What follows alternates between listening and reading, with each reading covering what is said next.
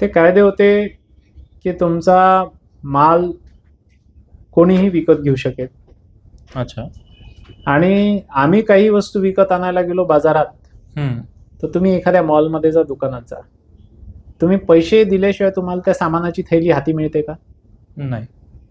मग आमचा शेतीमाल विकताना का बरं असे नियम आहेत की आठवड्याची धारा, 15 दिवसाची धारा, 1 महिन्याची धारा, आणि तातडीनं जर पैसे पाहिजे तर त्याच्यात 1-2% कपात. हम्म.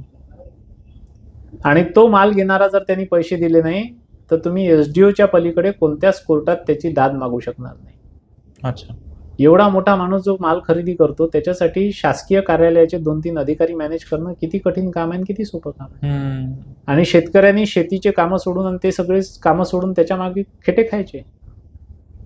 आणि शेती आम्ही भाडेतत्वावर द्यायची, कॉर्पोरेट हाऊसेसला द्यायची, त्याचे ॲग्रीमेंट्स त्यांनी बनवायचे. गरीब अशिक्षित शेतकऱ्याला त्या ॲग्रीमेंटचे टर्म्स क्लॉजेस समजणार आहेत का खऱ्या अर्थाने? बरोबर. बी बियाणं, खत, औषधी त्याच्याकडून विकत घेण्याची आम्हाला बाइंडिंग्स राहतील. आणि माल कोणत्या भावात घ्यायचा ते तो ठरवेल. ओके. खत, बी बियाणे, औषधीचे पैसे त्याच्या मनमाफिक द्यायचे, माल त्याला विकायचा, म्हणजे आमच्या शेतात आम्ही शेतमजूर म्हणून राहायचं.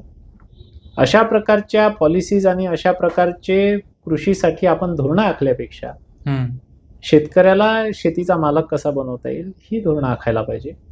पुन्हाही तुम्ही ते 3 काळे कायदे आणून शेतकऱ्यांच्या हिताचं करतायत असं दाखवत होते. खरं तर तुम्ही कॉर्पोरेट हाऊसेसच्या हिताचं करत होते. मोठमोठे गोडाऊन्स त्या ठिकाणी बनणं सुद्धा सुरू झाले होते त्यांचे. अच्छा. त्यांनी शेतीवर कब्जा केला असता आणि त्याच्यानंतर त्यांनी सगळा जो शेतीमाल आहे जो अत्यावश्यक आहे देशातल्या जनतेसाठी तो त्यांच्या कमांडमध्ये आणि कंट्रोलमध्ये ठेवला असता आणि पाहिजे तसा बाहेर काढून पाहिजे तशी त्याची किंमत त्यांनी वसुली केली असती.